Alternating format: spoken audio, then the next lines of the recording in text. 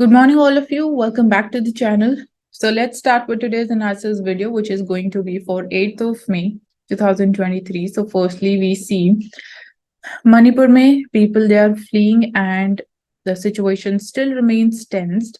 Thousands, they flee to safer places.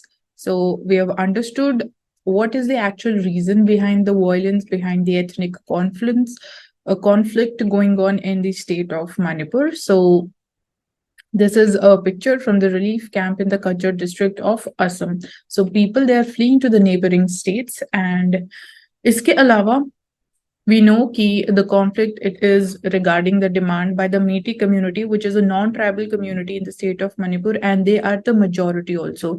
So they are demanding for the status of scheduled tribes, and that is what the tribal population is protesting against.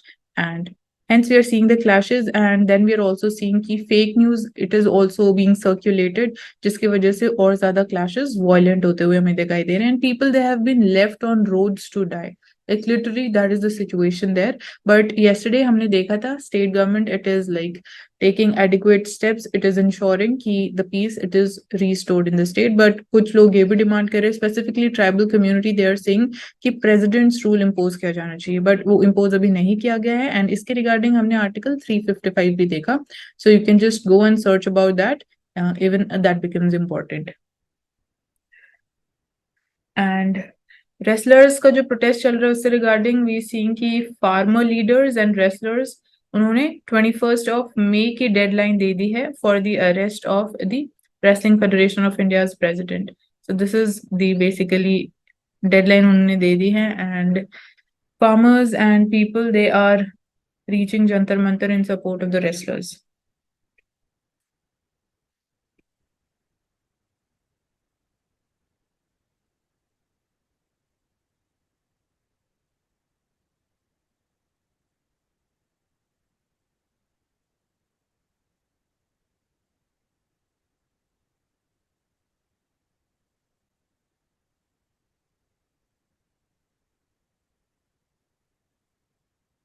So coming to the editorial section here, we are seeing कि COVID-19, obviously it's over, but we can't say कि completely it has been eliminated और completely हमें कोई cases नहीं देखने को मिल रहे, तो ऐसा नहीं है. अभी recently भी हमने देखा था कि COVID-19 cases फिर से spike होने लगे थे, but situation that's under control. And see कि हमारे लिए क्या lessons रहे during this journey. So here we see कि misinformation हमें देखने को मिली during the second wave. So how was the experience and what was the lesson? Let's understand there. And यहाँ पे it's mentioned कि April to May 2021 में COVID-19 misinformation blitzkrieg was there, and third wave in India, it would affect the children. So this was the misinformation कि जो आने वाली third wave होगी वो majorly elderly population और children को target करेगी. So उसके बाद से ही there has been a tragic trail of children. They are being deprived of schooling and learning. Repeatedly they are being asked to wear your masks. And 2 साल के बाद, right now we are in April 2023, now we are in May, but school closures and making masks जो mandatory था for the school children had their origin in nearly identical challenges of actions not being supported by the scientific evidence, misinformation, and the social media influencers shaping the public discourse. So which was again not effectively addressed by the government. So this was not effectively addressed, and that's how basically they were successful in shaping the public discourse. So जो हमारा आने वाले time में future में अगर ऐसा कोई disease outbreak होता है, तो regarding that जो हमारा रिस्पॉन्स रहना चाहिए, any outbreak of the disease या epidemic, not just like COVID-19, it should be guided by nuanced understanding of epidemiology. But COVID-19 के टाइम में we like didn't have any information. पहले से it was the first experience, so that was also there. Then local context, definitely it matters. And outbreaks या epidemics में policy interventions की बात करो, preventive advice that needs to be like factor in the local context. So local context factor in करने के बाद जो भी आप advices देते हो या policy interventions किए जाते हैं, that needs to be after local context it has been taken into account. So the context it determines कि जो epidemiological patterns हैं या spread of the disease है, proposed interventions thereof, accordingly it would vary from region to region. So China में it phased a wave in December 2022, but no other country did उस time पे. So Switzerland में April 2023 में decided not to continue with any more COVID-19 vaccination. So that is also one of the thing. And many countries like United Kingdom की बात करें या USA की बात करें, they have decided to drop nearly all pandemic related restrictions. So different countries may be situation different rahi hai at different point of time.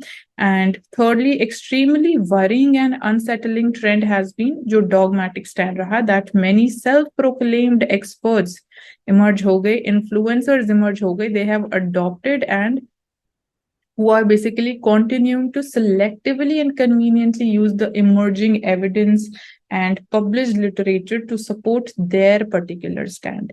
So few influencers aise hain who have positioned themselves as superior reviewers of the scientific studies. Matlab scientific studies ko bhi they are validating, and they're using social media platforms to find limitations and criticize even the most robust studies, and thereby they're misguiding the people and their followers.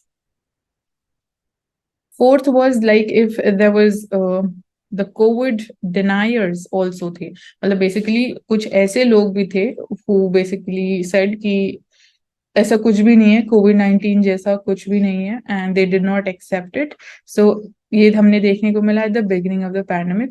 That was obviously one of the challenges, and it is now the COVID foreverers. That is as a group hai, which is like of individuals and social media groups that keep insisting on the enforcement of the restrictions such as universal masking at the drop of the hat, often on the frivolous grounds. So कुछ ऐसे groups भी हैं जो ये बोल रहे हैं, मतलब COVID foreverers जो हमने बोला, they believe कि COVID-19 it is going to stay forever and restrictions कभी भी remove नहीं किए जाने चाहिए, specifically regarding wearing masks. So looking ahead in the future, that is an important thing, learning from all these lessons and experiences.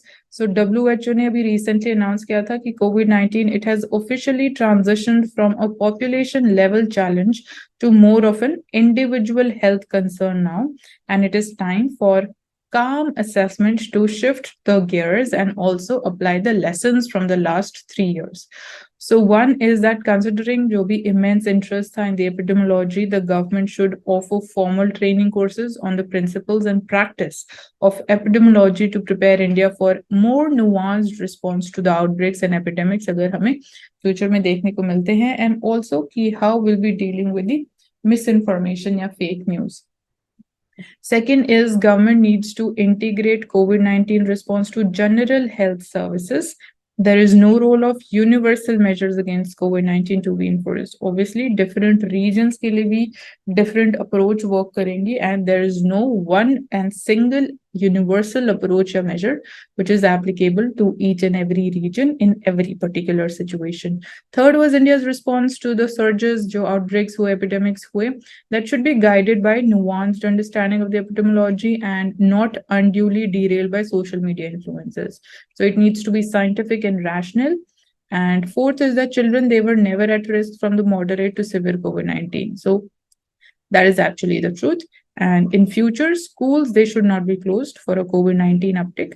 And wearing masks in order to attend the school, that should never again be made mandatory. So most importantly, it is time to drop COVID-19 fixation and move on to tackle other more pressing health challenges in the country. So now we need to move on and look at dealing ki और बाकी क्या health challenges हैं. And when we talk about India.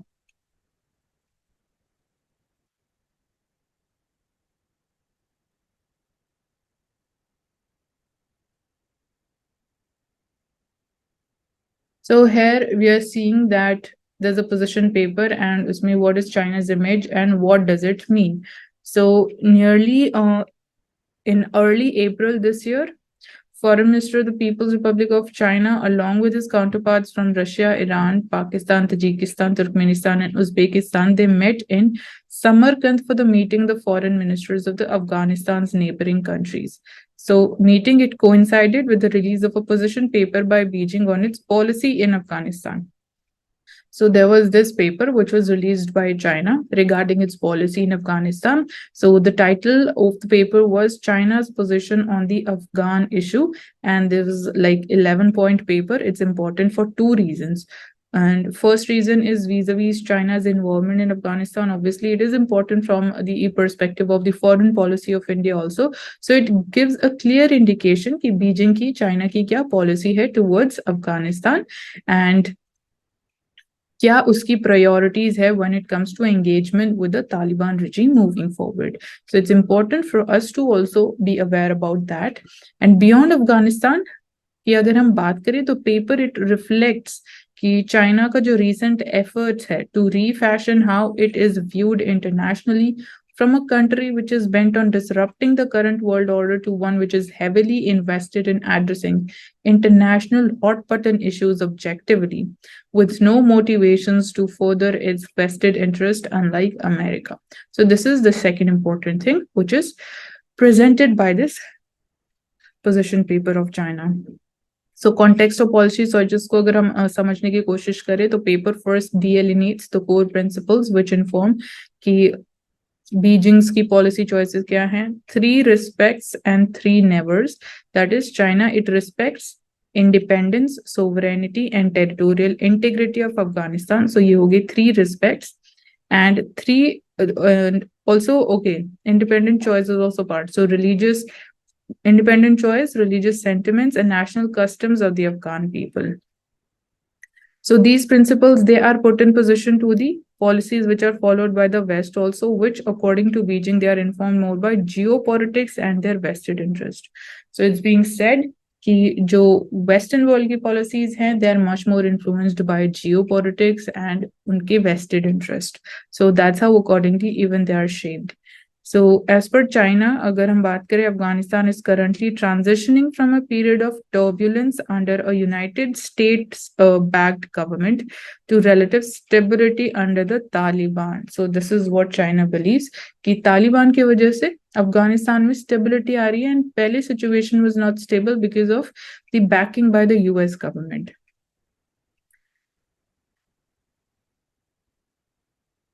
So it's like decision regarding intervention militarily and enforces its consumption of democracy without taking into account the distinctive characteristics of Afghanistan. It is blamed for starting the crisis in the first place. So this is regarding the Western world, what China believes, and it is obviously targeting them.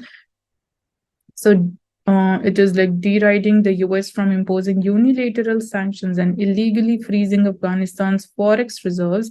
China calls for a reversal of these actions, and in response to the Washington's failure to introspect, Beijing now it commits to help Afghanistan move towards a more sustainable form of economy. So China is basically now, it is trying to use groups, the groupings which are their regional groupings, जहाँ पे USA is not a member, and uske allies bhi, they are not a member of that particular grouping. So China is using them. So using the international community to view the Afghanistan issue in a more, comprehensive, balanced and objective manner, China, it advocates using alternative regional groupings which do not include US and its allies, like Shanghai Cooperation Organization is one of them. And then there is Moscow Format Dialogue. There's a foreign ministers grouping which just met Samarkand mein, and then we have China, Pakistan, Afghanistan trilateral foreign ministers dialogue for discussing the Afghan issue.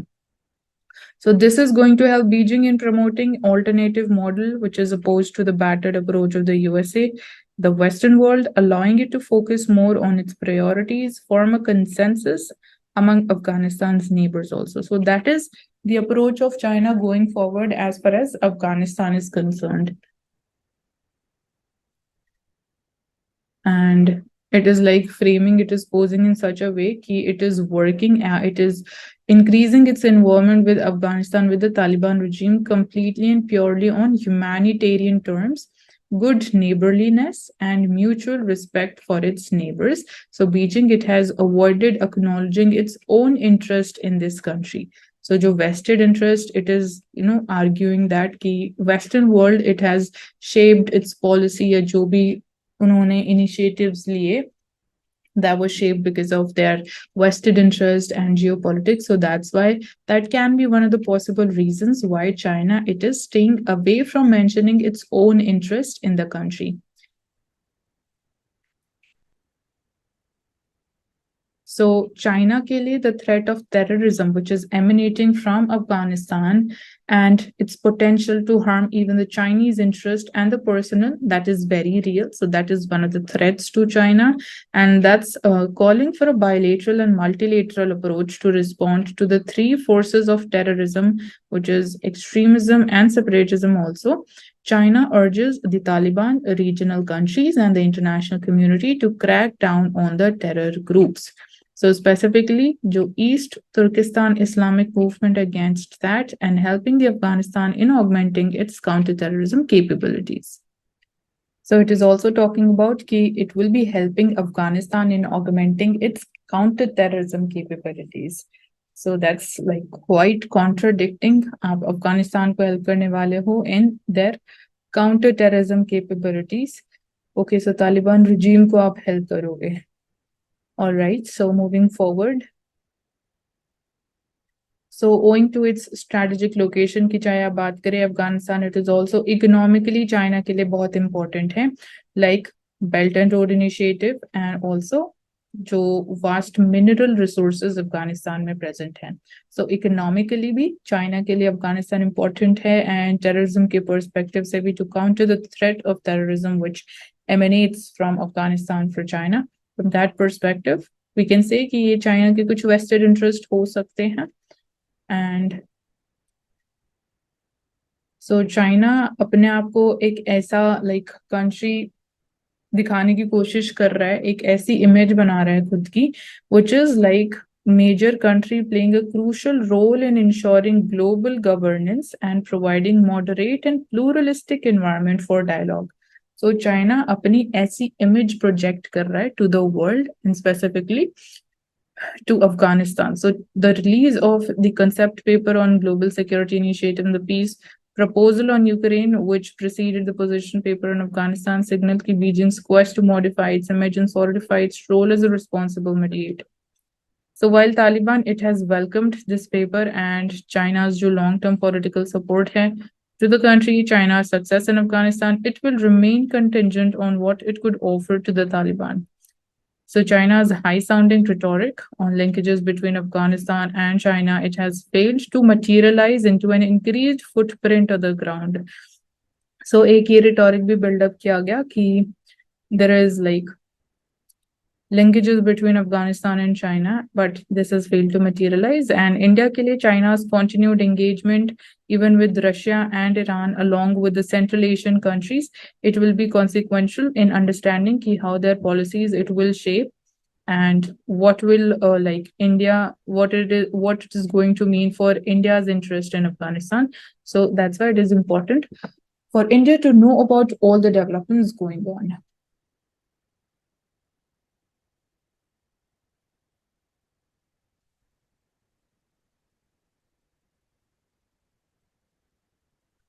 So हमने बात करी थी पहले about de-dollarization. So this article is also focusing upon that. It is saying कि जो run है of US dollar as international reserve currency, it is still far from over. So जब हम बात करते हैं internationalization of Indian rupee based trade की हम बात करते हैं, so in that context वो सारी चीजें आ जाती है when we are talking about de-dollarization.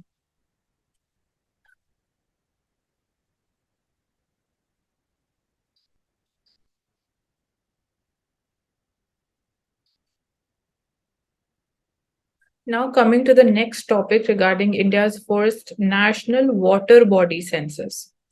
So this is first census इस type का regarding the water bodies.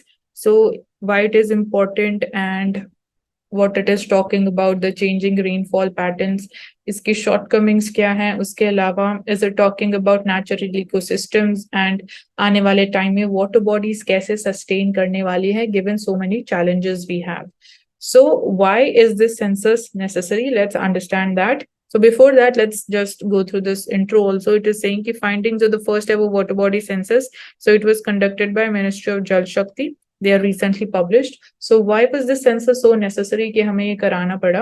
So we know कि India में we are facing this water crisis and we are also seeing कि groundwater decline हो रहा है, biodiversity loss हमें देखने को मिल रहा है, climate change increase हो रहा है, frequency of floods, head droughts that is also increasing. So given this context and backdrop, water bodies हमारे लिए बहुत important हो जाती है, उनको conserve करना, manage करना is very important.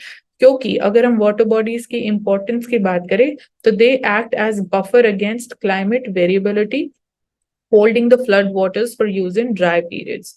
So that's important, and they also contribute to food and water security as well as livelihoods also by recharging the groundwater and providing water for irrigation and livestock purposes, and unki cultural and ecological importance bhi hai.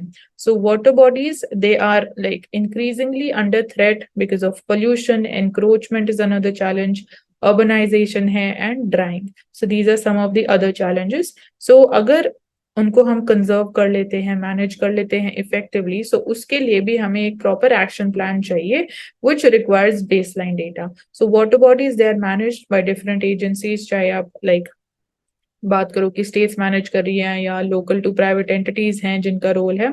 सो हमारे पास uniform and easily accessible data होना important है, but ये बहुत बड़ा challenge है.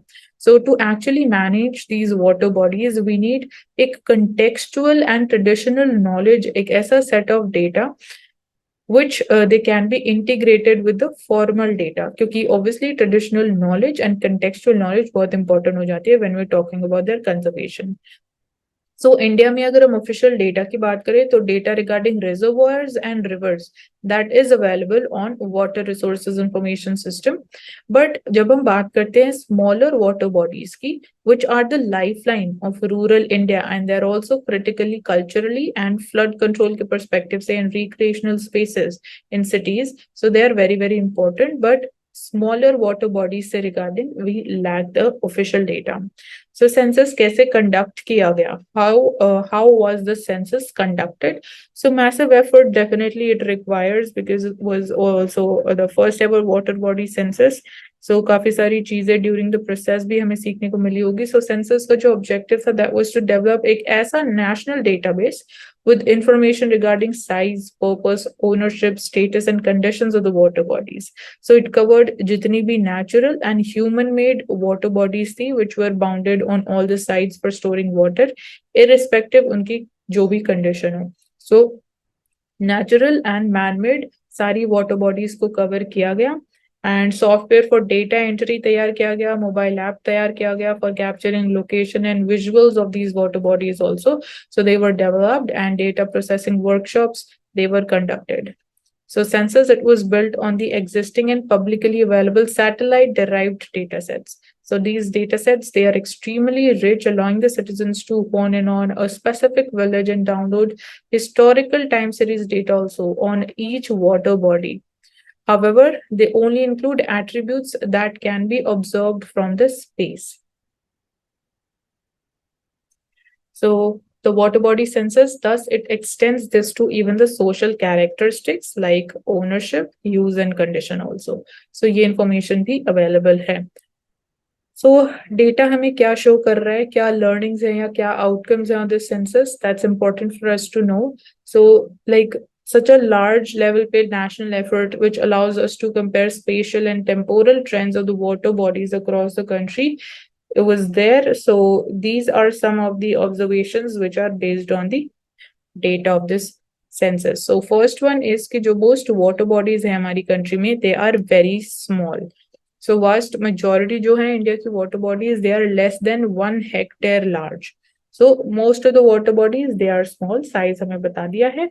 And this means कि जो को locate करना and keeping a track of them, it is likely to remain a challenge. Obviously, अगर छोटी water bodies numbers में भी बहुत ज़्यादा होगी तो उनको track करना and locate करना भी एक challenge है. So traditional ways to map these water bodies using satellites, it may not work, which is why जो mammoth effort है expanded in this ground-based tracking, that is very welcome. So because उनका size इतना छोटा है तो इसलिए we can't rely on satellite, so उस case में हमारे पास एक ही ऑप्शन बचता है, ग्राउंड बेस्ड ट्रैकिंग। सो उसमें डेफिनेटली एफर्ट्स भी बहुत ज्यादा लगते हैं। सेकेंड लर्निंग और सेकेंड आउटकम इज कि water bodies they show regional patterns that correlate with rainfall in general, like drier states, Gujarat की बात करें, Maharashtra, Rajasthan, water bodies they tend to be larger and publicly held. So these are the drier states. So in states में water bodies का size बड़ा है and they're publicly held. So जो wetter parts of the country है, जब हम बात करते हैं Kerala, West Bengal states in the northeast, more than 3/4 of the water bodies they are privately owned. All right. So drier states में water bodies primarily they are used for irrigation, groundwater recharge. और जो wetter states हैं जहाँ पे rainfall अच्छी होती है, they are मतलब वहाँ पे these water bodies they are used for the domestic purpose and pisciculture. So these are the two main purposes for which they are used in the wetter states. So जो mid-sized water bodies हैं, they are largely panchayat owned. So that's how the regional patterns they are there. Third is कि जो most of the water bodies हैं, they have never been repaired or rejuvenated. Most of them they have not been repaired या rejuvenated, like उनसे regarding या rejuvenation के लिए कोई ऐसे steps नहीं लिए गए हैं for most of the water bodies. So several water bodies they are classified not in use, meaning that despite recent interest in the rejuvenating water bodies, most of them they have never been repaired or revived. So these are three major outcomes of the census. So आने वाले time में census को हम और कैसे improve कर सकते हैं? So here firstly we can see कि there are some clear gaps कि water bodies they are important role in supporting biodiversity. Definitely that's very true. They harbor fish that birds feed on and provide roosting and breeding spaces for the resident and the migratory birds also. So उनकी जो ecological functions हैं they are related to their size and location of the water bodies. But the latest water body census है, it is not addressing any questions about their ecological significance or ecological functions. So this is one of the shortcomings. Secondly, there are inconsistencies in the census. Census groups the water bodies 5 types में. So 5 categories create की गई हैं of water bodies as per the census, which is ponds, tanks, lakes, reservoirs, and water conservation schemes. So इसकी जो glossary है, it defines a pond as a smaller water body than a tank. And water conservation structures, they might include check dams and percolation tanks also. So ये जो categories हैं, they are not mutually exclusive. Many tanks हैं, ऐसे tanks भी हैं that were traditionally used directly for irrigation, serve primarily as recharge structures today. So based on this data, it appears कि कर्नाटका में these were classified as ponds and tanks serving the purposes of irrigation, whereas अगर महाराष्ट्र की बात करें तो these were classified as water conservation structures primarily serving the purpose of groundwater recharge. So sources of irrigation statistics of these two states, they are suggesting that neither states has much tank irrigation. Third is regarding the data, it was not standardized across different states. So जो कुछ states थी like Gujarat, they do not show any water bodies not being in use, whereas Karnataka, it reports to almost 80% ऐसी water bodies हैं that are in a state of disuse. Almost 80% ऐसी हैं in the state of Karnataka. So this suggests the differences in the interpretation by the enumerators also.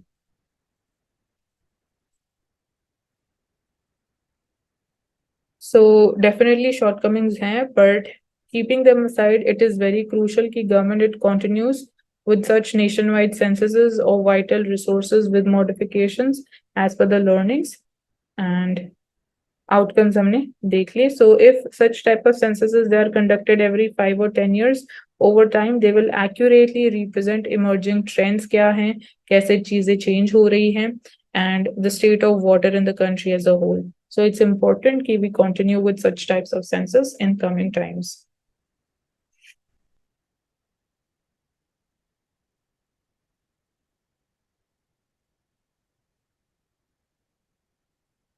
Talking about the trade export and import data, so fresh data rejects its drag down 2022-23 export import tally by around $3 billion. So, जो numbers थे for Feb and March, they were revised by over $10 billion, with trade deficit for the previous year rising 40%. And now it totals around $267.45 billion, which is little more than the estimated 40%. So 40.8% is the total trade deficit. So experts say कि जो revisions किए गए हैं amounting to around $500 million it's a month, they are not normal. So major revisions, if we go by this data and the graphs which are shown here. So graph it is showing monthly wise revised exports and imports figures for the last fiscal year. And India ka jo merchandise trade numbers are for the last 2 months, it has been revised by over $10 billion. So change in exports agar aap dekhoge, so much fall is there. Change in imports, again वहां पे भी fall ही देखने को मिल रहा है. सो that's a normal exercise की जा रही है, बट जो हमें डिस्क्रिपेंसी देखने को मिल रहा है या चेंज देखने को मिल रहा है in terms of numbers, that is not normal, क्योंकि चेंज बहुत ज्यादा देखने को मिल रहा है.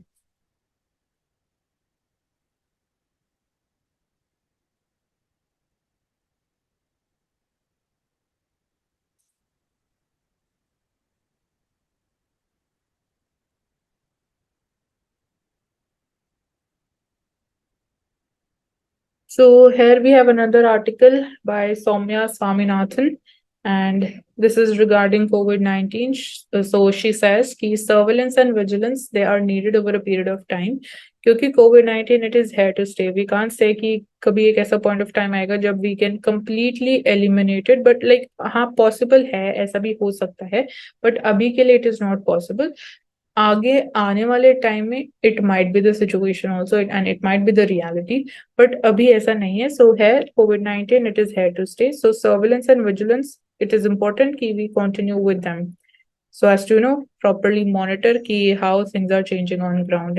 So she is the former WFO chief scientist. She's saying ki evolution of the virus it is unpredictable amid the waning immunity and human behavior जो हमें देखने को मिल रहा है regarding कि हम किस तरीके से we are taking the precautions now, क्योंकि cases number हो गए हैं तो हमारा attitude भी थोड़ा lackadaisical and lazy हो जाता है. We don't take up things so seriously. So she adds कि COVID-19 infrastructure, चाहे आप बात करें genomic surveillance to primary healthcare to risk communication, it should be repurposed, not dismantled to prepare for the emerging infections. And officials, they should be proactive in communicating whatever health risks they are emerging. So that's there, and we'll not go into the details of this article much.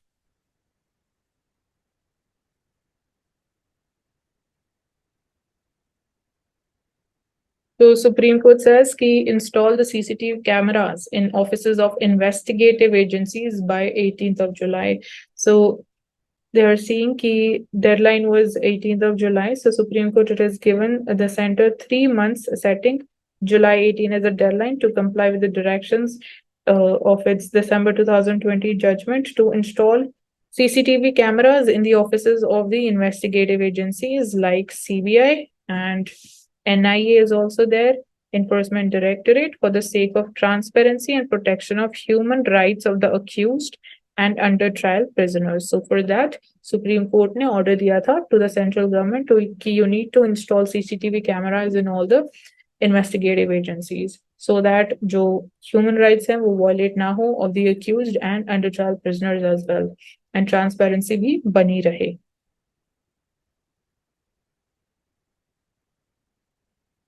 So the order, this order, it noted that only two union territories, ऐसे हैं Andaman and Nicobar Islands and Ladakh, as well as the state of Mizoram and Goa, they have fully complied with the directions, making budgetary allocations also, as well as actually they have installed the CCTV cameras also. So बस इतनी ही compliance देखने को मिली है दो union territories में and दो states में.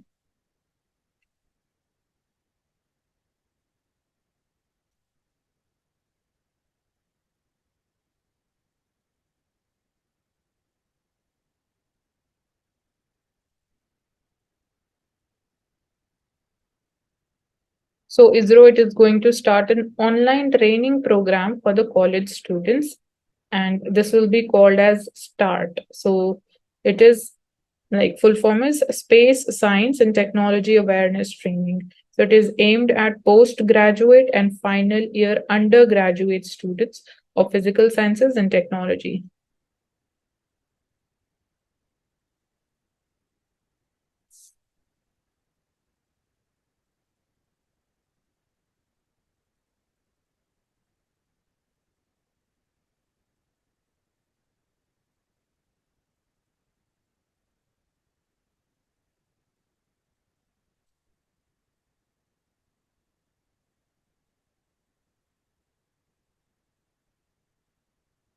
Coming to the world page, so world news may we see Israel demolishes Palestinian school and drawing European Union rebuke. So clashes between Palestine and Israel it continues and missiles are being fired.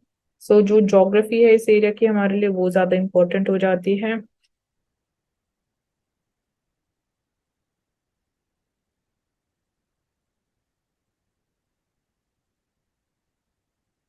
So Japan and South Korea, they agree to take their ties forward in the landmark regional shift जो हमें देखने को मिल रहा है in the Indo-Pacific. So they have agreed on a decision, on an agreement.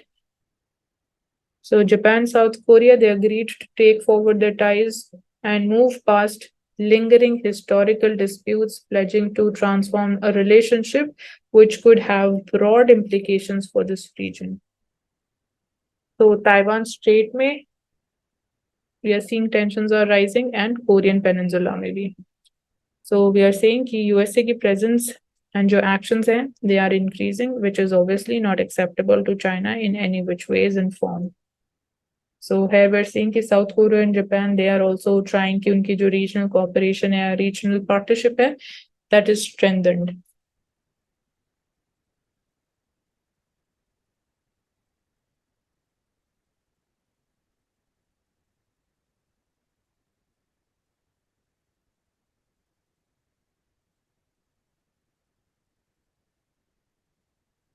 So now moving on to the Mint newspaper. So here we are going to see how geopolitical risk it can disrupt economies.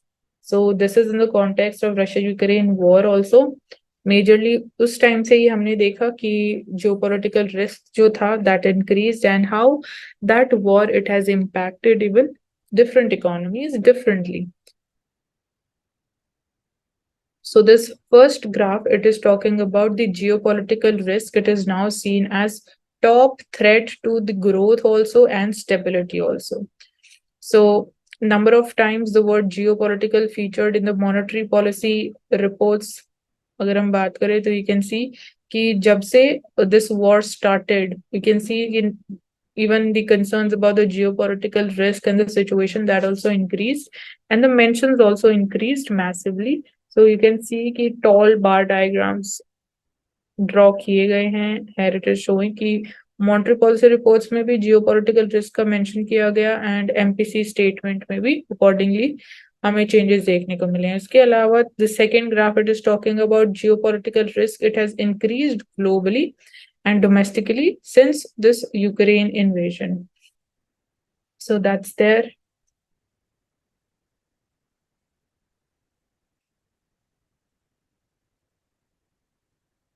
So the finance ministry in the latest monthly economic review overview जो आता है from the finance ministry, it is like it has warned कि जो geopolitical developments हैं they pose a downside risk to India's growth outlook, and IMF and RBI ने भी express किया है similar views in recent weeks, highlighting risk from the rising geopolitical tensions in a multipolar world. So clearly geopolitical risk it has emerged as the top threat to growth and stability of the countries.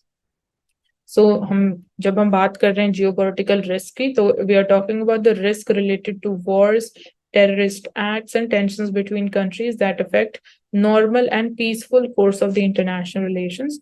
So according to definition which was laid out by economist in 2018 paper, so That's as per that. So definition not mentioned. So lately invasion of Ukraine की वजह से we are seeing कि concerns और ज़्यादा increase हो गए हैं.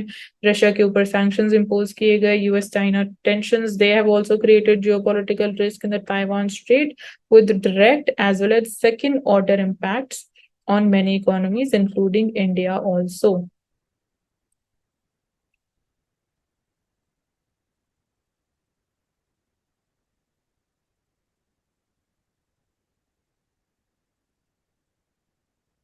सो threads की बात करें तो ऑब्वियसली इसका इम्पैक्ट हमारे ट्रेड पे भी होगा. So geopolitical trade alliances they tend to worsen the world trade growth. So this is that graph is showing us average trade growth 2010 से 2022 was 2.6%. So this is year on year growth in percentage form in the world merchandise trade volume. So आप देख सकते हो when the war started इसकी वजह से it has sharply declined. So है basic कि geopolitical risk it leads to lower growth, higher prices होता है, इन्फ्लेशन इंक्रीज हो जाती है एंड लोअर ट्रेड वॉल्यूम्स हो जाते हैं. So this affects occur across various channels. Firstly reshaping of जो ग्लोबल सप्लाई चेन्स है वो देखने को मिलता है and like locally to sourcing from the allied countries. उसकी वजह से वी आर सीइंग कि पैटर्न में चेंजेस देखने को मिलते हैं. अगर चेंजेस जल्दी जल्दी होंगे तो obviously that would not be good. Second is fragmentation of the international trade along the geopolitical lines. It reduces trade flows and brings down the global growth. So जब हमने देखा this war started, fertilizer prices hike हो गए, wheat prices increase हो गए. So this is the second impact. And finally, जो supply choke points थे, they push up the prices of the key inputs like wheat prices हमें देखने को मिले, they raised after this Ukraine invasion. European energy crisis देखने को मिली after the sanctions on Russia, क्योंकि रशिया से it was directly being supplied to the Europe but because of sanctions now it is being supplied, और या बोल सकते हैं कि ट्रेड हो रहा है या फिर things they are reaching out to Europe, but that is now happening via India and China.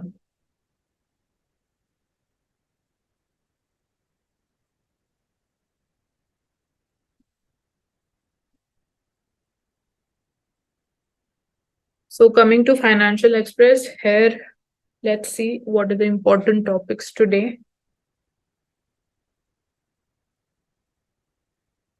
So government gets cold feet on the exiting 176 CPSE. So no headway likely before 2024 polls. So non-starter में 176 CPSE हैं, which in the non-strategic sector they are to be privatized or they would be closed as per the policy announced in the budget. So ministries either they oppose this move or they sit tight. So कोई action नहीं लिया जा रहा है या opposition देखने को मिल रहा है. So over 60% of these firms they are to be wound up, while the remaining viable units they are going to be privatized. So government is basically trying to get out of these businesses. So 12,000 crore rupees to the Tata Group in January 2022, only major instance of privatization of non-strategic CPSE after Feb 2021 policy. So fertilizer ministry, it has 9 nutrients producing units under its control. It has also proposed their privatization. So is it the best way going forward कि we are going with more and more privatization, या तो हम उनको privatise करने वाले हैं या they would be closed down जो unviable units हैं. So हमारे लिए important question यही है कि are they, या फिर मतलब जो अप्रोच हम ले रहे हैं is it the best approach या और कोई ऑप्शन ऑल्टरनेटिव भी अवेलेबल है या नहीं.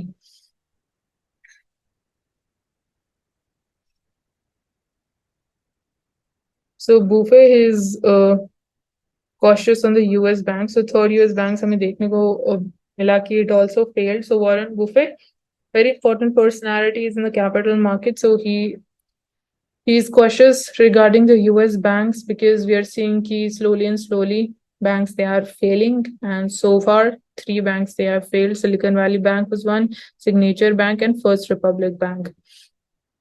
So that's how even like he's keeping an eye on them.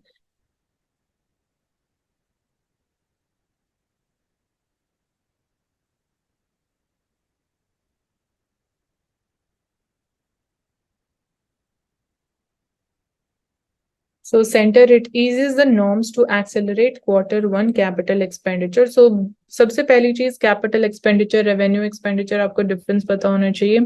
And जो भी restrictions थी, conditions थी, they have been removed by the government. So new guidelines issue की गई हैं. So this move is aimed at evenly spreading out capital expenditure during the year. So according to the cash management guidelines, ministries they have to attune जो भी bulk expenditure items होगा to monthly GST collections and quarterly advance tax payments for smooth exchequer control. So guideline it is also mandating key release of amounts between rupees 500 crores to rupees 2000 crores they are to be made during the 21st and 25th of the month to take advantage of the GST collections. So ये कुछ like changes किए गए हैं from the examination perspective इतना important नहीं है but हमारे लिए यहाँ पे budget important हो जाते हैं इसके component and the difference between capital expenditure, revenue expenditure, and even capital receipts and revenue receipts.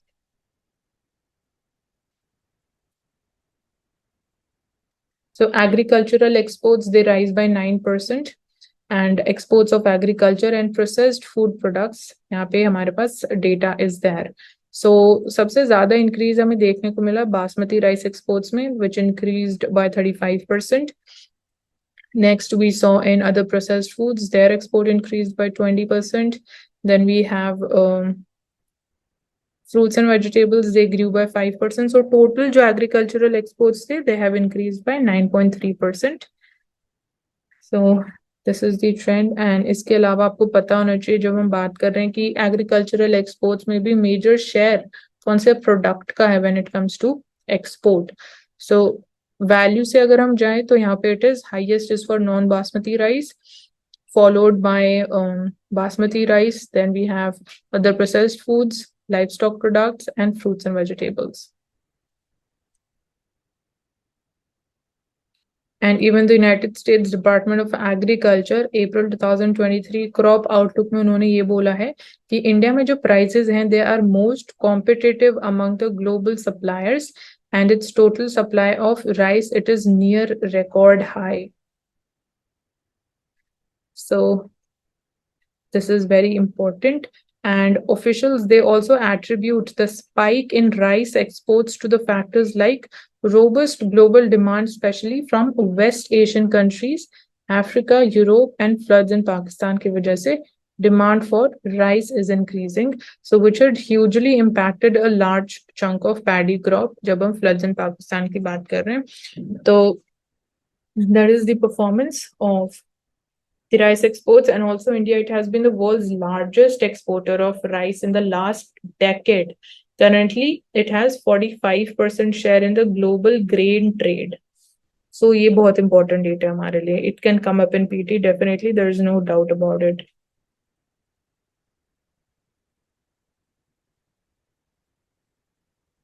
So gold imports decline हुए हैं by 24% in 2022-23, and the total amount was $35 billion.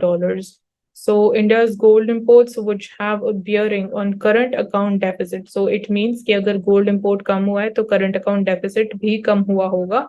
So they have dipped by around 24%, and that was due to the global economic uncertainties जो थी. And imports of the yellow metal, they stood at around $46.2 billion in 2021-22. Right now, in the previous year, they were recorded at $35 billion. So there's a decline of 24%. But silver imports, they have increased by 6.12%. So the significant fall in the gold imports, though it has not helped in narrowing the country's trade deficit, because जो difference है between imports and export, जो हम country's trade deficit की बात कर रहे हैं, उसको कम करने में इतना ज़्यादा help नहीं किया है जब हम बात कर रहे हैं fall in the gold imports. So elasticity की बात करें तो it is not too elastic. So the merchandise trade deficit tha, it was estimated at $267 billion against $191 billion in the year ago period. So merchandise export, basically merchandise trade deficit tha, that is increased. So according to the industry experts, high import duty on gold and the global economic uncertainties, they have led to dips in the imports of this precious metal, which is gold. सो अगर आप high import duty post करोगे तो obviously जब आप import कर रहे हो gold तो उसका प्राइस इंक्रीज हो जाएगा. सो that is one of the ways of discouraging even the gold imports also. So India, it is the largest importer of gold in the world, which mainly caters to the demand of jewelry industry. So अगर हम volume की बात करें, so in volume terms, country we are importing 800 to 900 ton of gold annually. So gems and jewelry exports, they have declined by 3%, about $38 billion during previous year.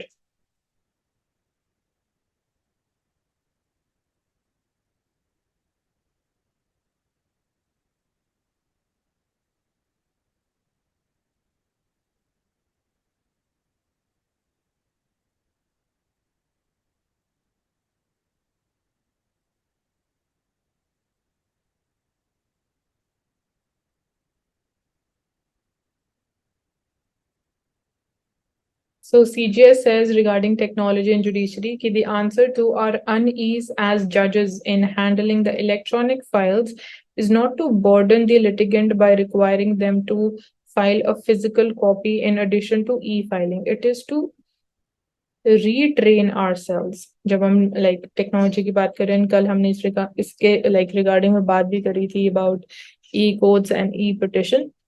So that's there. And इसके अलावा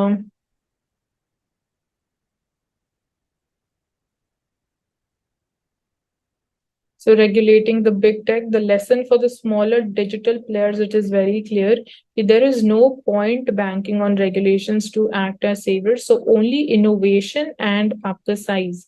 One follows the other, only that matters. So history of regulation shows कि जब एक operator, it is smaller in size, it calls for the regulatory protection. So day it becomes big, it adopts practices that it once opposed. So ये हमें देखने को मिला है जब एक operator small होता है, smaller in size and it's growing in business या अपनी initial stages में है, then it calls for regulatory protection. But जब वो एक big tech company बन जाता है over a period of time and sees success in its business, so वो वही practices adopt करने लग जाता है जो वो एक point of time पे oppose करता था. So here we're talking about Google से related जो भी चीजें हुई, competition commission of India, it was involved. So all of that is mentioned over here. So हमारे लिए like competition commission of India, इसका structure, composition, functions, वो सब important हो जाता है.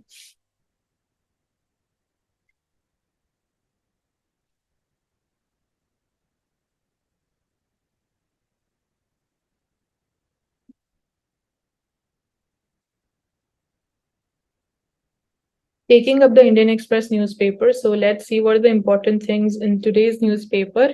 So Manipur violence again, बात कर चुके हैं. Town looks for safe passage in and out. So people, they are shifting from their hometowns, from their houses, looking for safer places.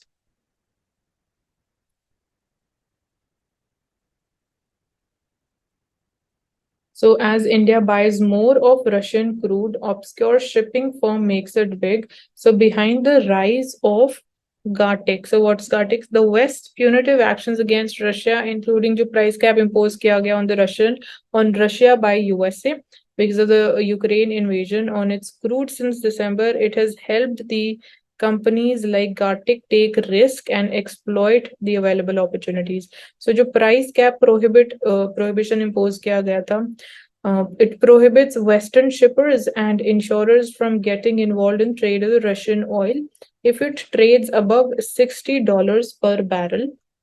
So India and China, they have emerged as the major destinations for the Russian oil, providing conditions for such firms.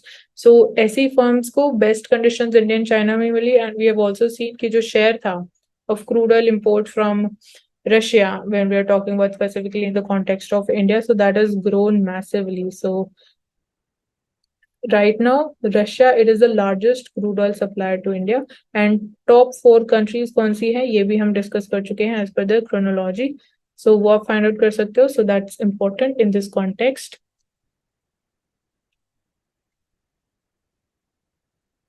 So Ajit Doval, he's in Saudi Arabia to discuss USA's rail link plan for West Asia. So what is the entire plan regarding USA's rail link?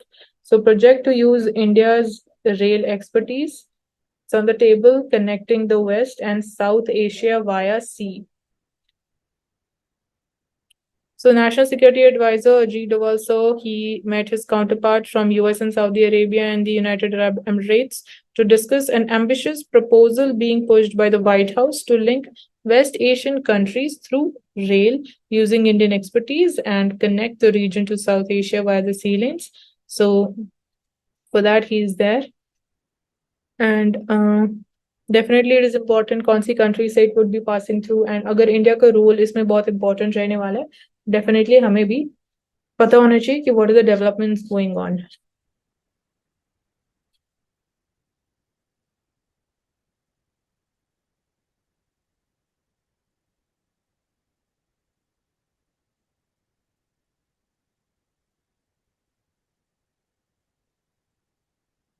So protesters, जो wrestlers, they are protesting. This regarding they have given this deadline of 21st May कि आप WFI के president को arrest कीजिए and now they are being supported by farmers, by the Khap panchayats. So they have joined the wrestlers protest at Jantar Mantar and yesterday आपने देखा भी होगा news में.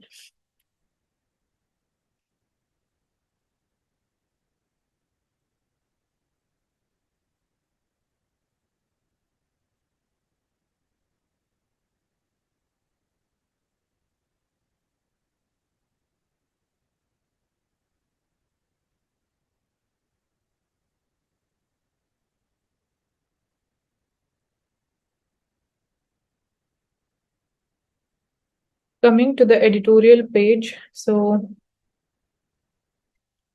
the freedom of human mind, it is recognized in the right to free speech and free press. Very well said. So in this context, we are talking about SCO and G20 presidencies. They offer Delhi the opportunity to demonstrate its stature. It must not let bilateral tensions cast a shadow over these two arenas. And इससे regarding हमने ये भी बात की है. We have critically discussed this point कि India needs to go beyond SU and G20 and we just need not restrict ourselves to these groupings and it's time to raise the bar. So the Council of the Foreign Ministers of the Shanghai Cooperation Organization, Goa mein the summit is going on. It was overshadowed by an India-Pakistan slanging match. So this is unfortunate. So China, it dominates SCO, Pakistan, its member too, and India, it has good relations with neither of them. But SCO, it gives Delhi a place at the table in Eurasia from where it can not only watch over its interest in Central Asia and be a part of the regional conversations on Afghanistan ki chahe baat karo, but it can also engage with the adversaries also. So that is one of the opportunities with us. So External Affairs Minister uh, in his meeting with his Chinese counterpart, said, which was held on the sidelines, the SEO showed such conversations they are possible even with a neighbor that has made incursions into the Indian territory in the eastern Ladakh and Kuwait's Arunachal Pradesh, and by Delhi's own reckoning has destabilized the line of actual control to the point where the relationship it is now very fragile. But still, given the circumstances, we are still holding bilateral talks. So अगर हम China के साथ बातचीत कर पा रहे हैं तो it is possible, definitely it is possible to do the same with Pakistan also.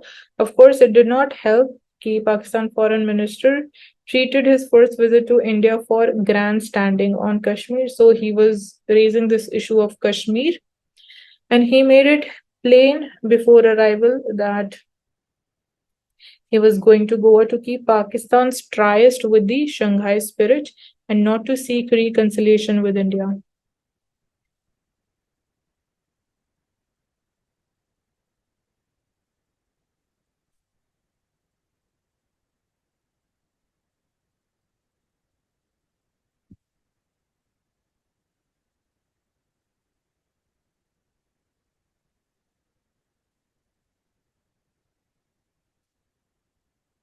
So here we're talking about a data-shaped hole. So the absence of the census and household consumer expenditure survey data, it has reduced policy making in India to shooting in the dark. So absence of these two survey and the census that has been delayed, जो हर 10 साल में किया जाता है, it was scheduled to take place in 2021, but because of COVID-19 it was delayed and it was postponed. But now because we are having general elections next year, so it has been further postponed. And जो household consumer expenditure survey था, even that has not been held so far. So definitely जो data हमें मिलता है, जो trend हमें समझने को मिलता है, पॉलिसी मेकिंग में ये हमें बहुत हेल्प करता है. तो अब पॉलिसी मेकिंग के लिए भी obviously it's a challenge, because scientifically data driven approach की हम बात करते हैं, so that's lacking. And here this table it is talking about the per capita consumption and availability of milk. So consumption की बात है, availability की बात कर रहे हैं, per capita. So data it is from 1993 till 2021-22. So 2021-22 के लिए हमारे पास consumption data अभी नहीं है, but availability की बात करें तो it is at 444 grams per day. So we started with 186 grams per day during 1993, and we can say कि it has increased in like every decade. अगर हम यहाँ पे ट्रेंड समझने की कोशिश करें,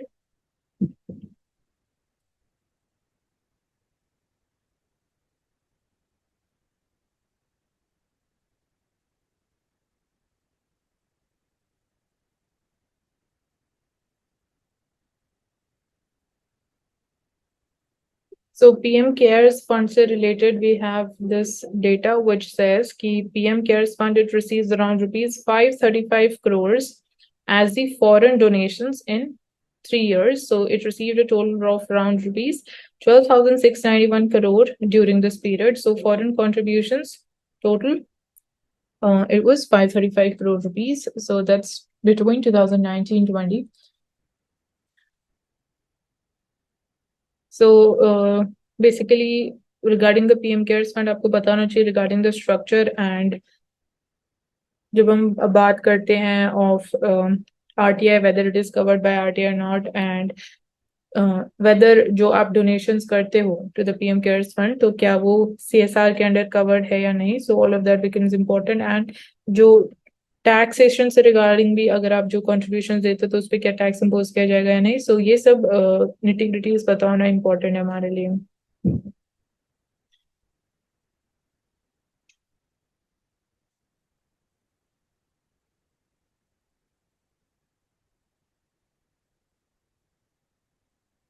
Coming to the explained page, so as always, it's one of the most important pages in Indian Express. So what are the changes in the Prevention of Money Laundering Act? What, why, and the concerns they raise. So let's understand this thing. So changes किए गए हैं regarding कि basically जो CA हैं, chartered accountants हैं, they would also be now covered under this act. So government has been making changes to this act. So through the latest tweaks, it has brought practicing जो chartered accountants हैं, company secretaries हैं, and the cost and works accountants which are carrying out financial transactions on behalf of their clients into its ambit.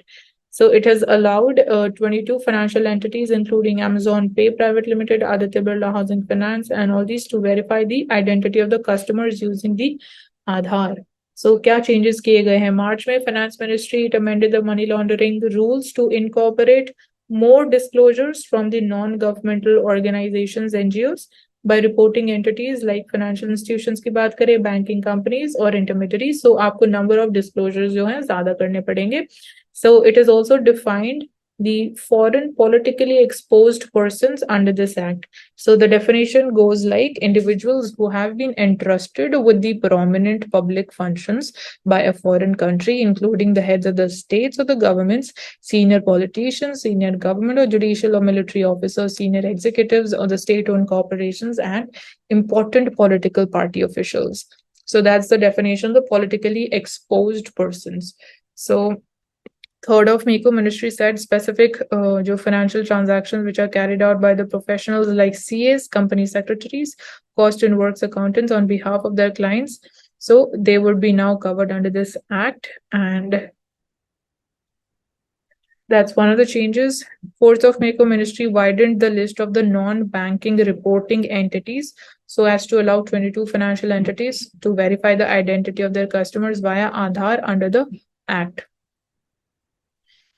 सो ये changes क्यों किए गए हैं ये समझना भी इंपॉर्टेंट है. So intention it is to plug जो भी लूप होल्स हैं in the money laundering law ahead of India's proposed assessment later this year by the Financial Action Task Force. So by the year end, Financial Action Task Force, it will be going ahead with assessment. So before that, we are doing these required changes.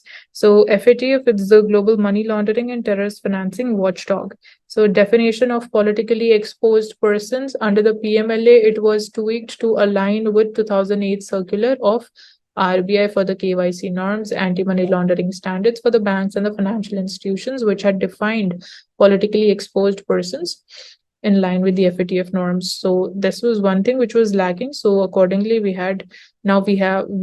are having this definition of the politically exposed persons.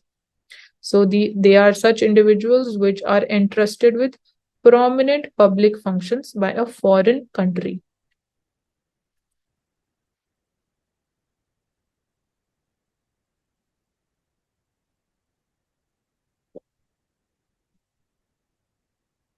So lawyers, they are excluded from it. So officials said that lawyers may do financial transactions on behalf of their clients for selling and buying real estate, etc. But they may give advice on the formation of the company or mergers and acquisitions also. But lawyers, they cannot take money for these activities. So Advocates Act bars them for this. They can't take money for such acts. So even जो chartered accountants say they don't do these, but there is no bar in their law regarding taking money. So practicing accountants as part of a firm, they are giving these services, this notification. That's why it is restrictive, not like taking lawyers into the account. So what are the reactions to these changes by the people and by these to these amendments? So they are expected to help investigative agencies को और powers हो जाएंगी to probe the dubious transactions involving shell companies हो या money laundering हो. However, जो financial professionals हैं, they are concerned that they could not just face a penalty for the non-compliance, but possibly also have run-ins with the agencies. So that's the concern of the professionals. So जो reporting entities हैं अब उनको records भी maintain करने पड़ेंगे of all the transactions, and they would be required to furnish these to the director of the Financial Intelligence Unit. So they'll be also expected to conduct KYC before the commencement of each specified transaction and examine the ownership and the financial position, including sources of funds क्या है client के, and to record the purpose behind conducting the specified transaction. So सब चीजों का record maintain karna ab important ho jayega, and if you fail to meet these requirements, so it could invite imposition of penalty by the director of the Financial Intelligence Unit and even action by agencies like Enforcement Directorate. So that becomes now possible. So subsequently, how the Institute of Chartered Accountants of India, it said in a statement that it would work with the authorities, conduct an awareness program also among the members for the implementation of all these changes in the right perspective. So Manipur में recently we saw shoot at site orders दिए गए हैं. And what is the legal basis of the government's order? So it's important for us to understand all of this. And बाकी जो situation है Manipur में, what is the reason, ethnic composition क्या है, and what are the reasons behind the recent ethnic conflicts going on in the state of Manipur, ये हम अच्छे से discuss कर चुके हैं. So you can go through the previous 2 to 3 analysis videos. We have comprehensively covered all that. So यहाँ पे हम बात करें shoot at site orders and क्या legal basis of the government order. So government और जो violence at Manipur state है, they have authorized all the district magistrates to issue the shoot at site orders in extreme cases whereby all the forms of persuasion, warning, reasonable force, etc. they had been exhausted and the situation, it could not be controlled. So DMs को ये power दी गई है कि they have been given this power to issue the shoot at site orders. So what is the law talking about? So जो shoot at site orders है, they may be passed in terms of the statutory powers relating to the arrest or prevention of offenses or for disbanding the unlawful assemblies under section 41 and 60 and section 149 152 of CRPC of 1973. So section 46 of CRPC बोल रहा है कि अगर कोई person forcibly resist the endeavor to arrest him or attempts to evade the arrest, such police officer or other person may use all the means necessary to effect the arrest. So arrest करने के लिए police personnel they can use all the possible and necessary means so that arrest की जाए अगर person it is he or she is evading the arrest या forcibly resist कर रहे हैं. So this is mentioned in CRPC. Then we have section 3 of the Armed Forces Special Powers Act 1958 की जो है which was basically amended by the Armed Forces Assam and Manipur के लिए. So Special Powers Amendment Act की गई 1972 में. So it empowers armed forces to use force in the disturbed areas. So under this ASFA Act, armed forces के पास power है to use force in the disturbed areas. And disturbed area आप कैसे declare करते हो तो उसका क्या process है. सो एक notification in the official gazette declaring an area as disturbed it would be passed by the governor of the state or the administrator of union territory or central government as the case may be. So governor भी कर सकता है, administrator और जो union territory है वो भी कर सकता है, central government भी ऐसे order को issue कर सकती है जो एक area को disturbed area declare करे and then वहाँ पे armed forces के पास power आ जाती है to use force in those disturbed areas. So IPC की बात करें section 76 है 1860 का. It says कि nothing is an offense which is done by a person who is or who by reason of a mistake of fact and not by reason of a mistake of law in good faith believes himself to be bound by law to do it. So any illustration to section 76 IPC says that if a soldier fires on a mob by the order of his superior officer in conformity with the commands of the law, he has committed no offense. So it's very, very clearly mentioned.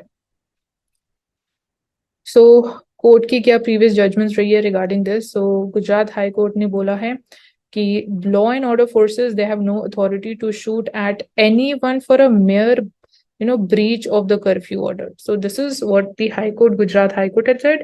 Supreme Court ने बोला है in the state of West Bengal versus the Shiv Mangal Singh versus others 1981 का case है. इसमें Supreme Court ने upheld किया in order of the Calcutta High Court acquitting a police officer who had shot dead two brothers. So Supreme Court ने बोला कि since situation at the scene जो था at the offense it was such as to justify the order given by the Deputy Commissioner of Police to open fire, the respondent can seek the protection of that order. So in doing so, court relied on illustration of IPC section 76 जो हमने अभी बात भी करी थी. तो अगर आपका कोई सीनियर ऑफिसर आपको ऑर्डर कर रहा है टू शूट तो आप लायबल नहीं हो and basically it can't be said कि आपने कोई ऑफेंस कमिट किया है.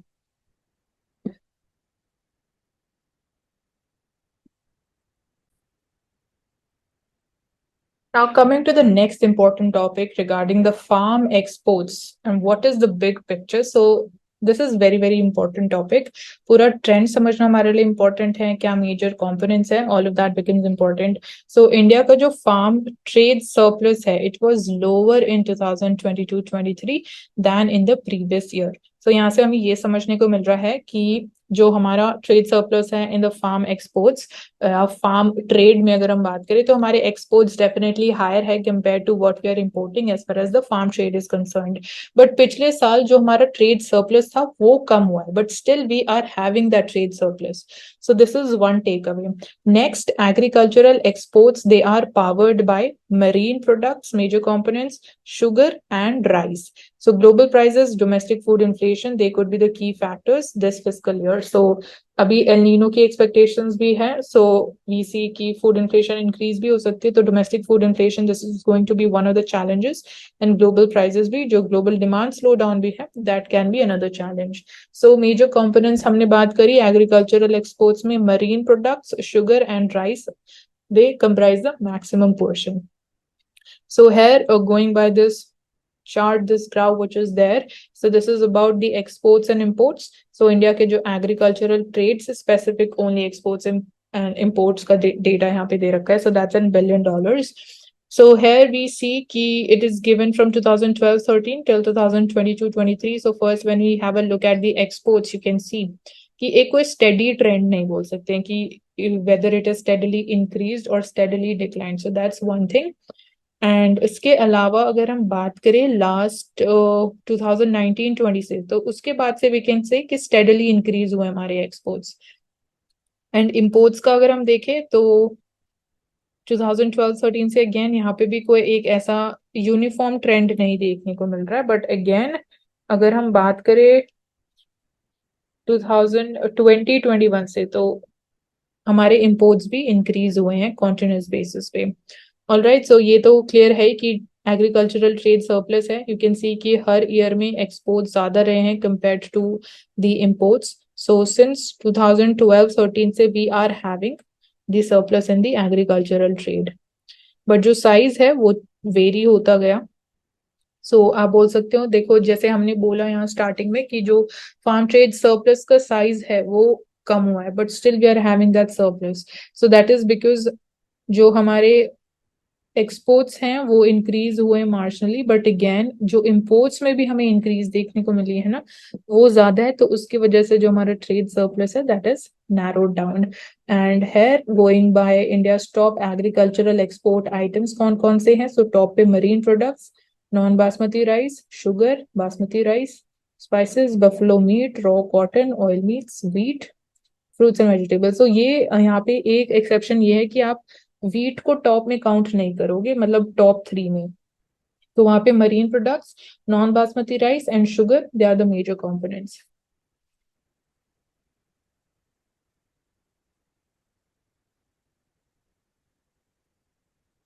सो एक्सपोर्ट लगार्स एंड लूजर्स की बात करें, सो टू आइटम्स जहां पे exports they had registered substantial increase only to falter in the last few years is spices and buffalo. So earlier हमें spices and buffalo meat they were the major components या major contributors of the agricultural export जो top पे होते थे पहले, but हमने इनमें substantial increase देखने के बाद उनका शेयर अब कम हो गया है। स्पाइसेस एक्सपोर्ट्स इंक्रीज हुए हैं। उसके अलावा the fall it has been even sharper for the raw cotton, guar, gum and oil meals. Cultivation of the genetically modified BT cotton and high global prices that has enabled India to become the world's top producer ahead of China and number 2 exporter after USA of the natural fiber. So यहाँ BT cotton की बात कर रहे हैं। So world का top producer it is India and we are ahead of China. So we are at number 1. And when we talk about the export, so we are at number 2 when we're talking about exporting cotton. So number 1 pe we have USA. And understanding the import profile. So unlike the exports, जो हमारे imports हैं of the farm produce, they are dominated by handful of items. So major share कौन से products का when we're talking about agricultural import, तो most significant vegetable oil है, and uske imports they have more than doubled in value terms. All right, so that's between 2019-20 and 2022-23. Quantity terms mein imports they have risen, that is also risen. So that's one major item that is imported. And imports they meet roughly 60% of India's vegetable oil requirements. So we are highly dependent upon imports of vegetable oil. So that dependence it is hardly 10% now in pulses. So pulses bhi hum import kar rahe hain, but import dependence ki baat kare to that is 10% as far as pulses is concerned. And on the other hand, imports of spices, cashew, cotton, these are the commodities where India has traditionally been a net exporter. So traditionally we were a net exporter. जब हम spices की बात करें, cashew and cotton, and they have shown a rising trend. So spices imports, they are going up and they are a reflection of the reduced price competitiveness while an outcome of the stagnant and if not falling, we can say domestic production in the cotton also. So risk kya hai to the trade? So agricultural exports in the current fiscal, they could face the headwinds from two sources. First, जो international prices हैं and obviously जो global demand भी है, there we might see a slowdown. Second is domestic source, which is food inflation because of the fears of El Nino and also 2024 national election, but that's political. So government ने अभी right now हमने एक दो दिन पहले बात करी है कि जो वीट एक्सपोर्ट पे बैन है it will be continuing and इसके अलावा there are more curbs on the exports and further liberalization of imports that may be expected if the southwest monsoon season delivers subnormal rainfall. So that's the whole picture, the big picture when we're talking about agricultural trade. So Goa mein we are seeing forest fires. What is the government report and problem and fears kya hai? So that's important for us to understand. So हमें पता होना चाहिए पहले तो गोवा में किस type के forest मिलते हैं एंड इसके अलावा what is the forest department inquiry find. So inquiry report से हमें क्या पता चल रहा है 74 फायर इंसिडेंट्स थे and which affected 3 wildlife sanctuaries. सो कौन सी 3 वाइल्ड लाइफ सेंचुरीज गोवा में है वो आप फाइंड आउट करोगे. उसके अलावा report is suggesting that a conducive environment and extreme weather conditions जिसमें डेफिशिएंट रेनफॉल देखने को मिली in the preceding season, unusually high temperatures हैं, low moisture and humidity which is the situation जिसकी वजह से फायर्स हमें देखने को मिली in the forest. So what is the connection between weather and the fires? So very little rain in Goa since October along with the heat wave like conditions, low humidity created conditions that were ripe for the forest fires. So humidity भी कम थी, basically dryness ज़्यादा थी. So जिसकी वजह से the forest they can easily catch fires.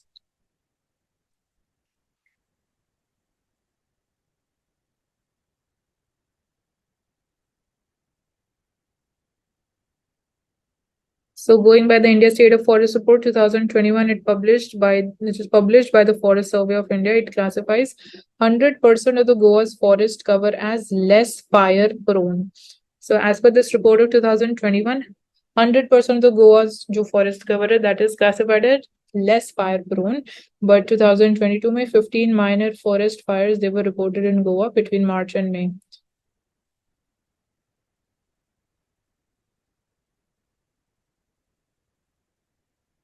So there is one Madhei Wildlife Sanctuary, which is there in Goa. It is notified as a tiger reserve also, and the area it will become protected forest land, which cannot be then used for mining or other development purposes.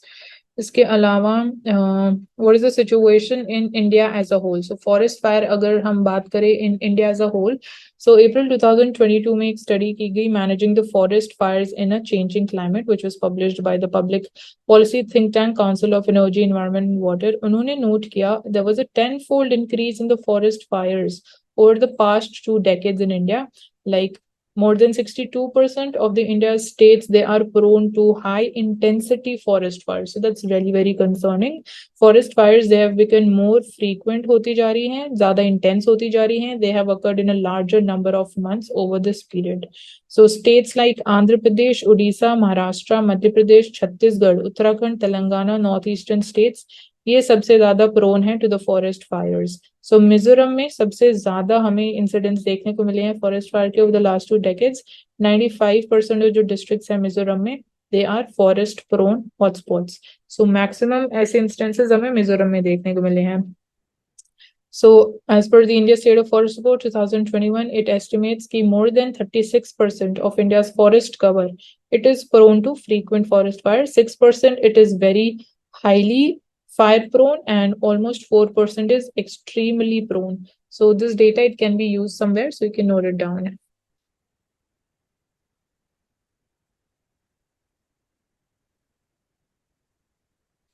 So Zaporizhia nuclear power plant, it is there in Ukraine. So they're worried about the Ukraine nuclear plant safety as per the UN nuke watchdog. So as attacks they go on by मतलब जो अभी war चल रहा है between Russia and Ukraine. So चीजें अभी settle down होती हुई नहीं दिखाई दे रही हैं. Things are getting worse day by day. So attacks they continue. Evacuation ordered in area जहाँ पे staff of nuclear plant they reside. So Wagner signals it's not leaving the Bamuk region. So पूरा geography इस area की बहुत important हो जाती है. So I hope कि आप लोगों ने atlases में correct places spot कर ली होंगी. उसके अलावा जो water bodies है rivers है they are also very important.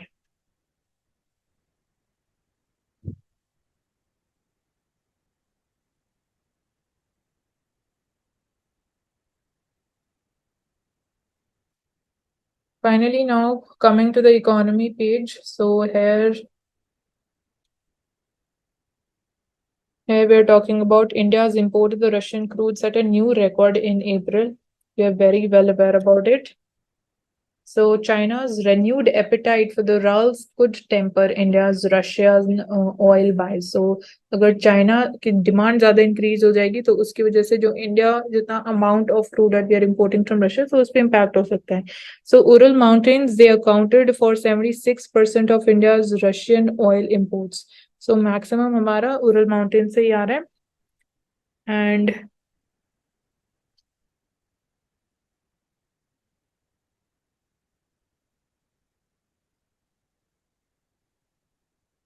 but जो month on month increase है, when we talk about month on month increase of the crude oil imports from Russia, वो कम होती जा रही है. So it could possibly be peaking this month and उसके बाद it might slow down.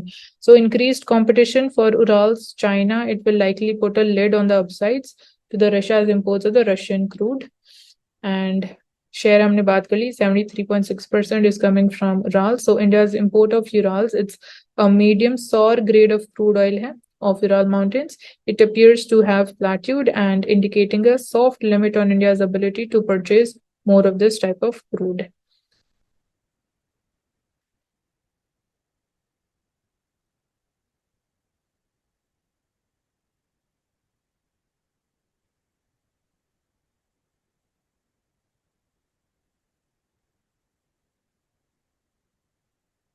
So that's all for today. Thank you so much for joining us in today's analysis session, and I hope that you have understood all the topics very well, and do subscribe to our channel and hit the like button and also share this video. Thank you so much.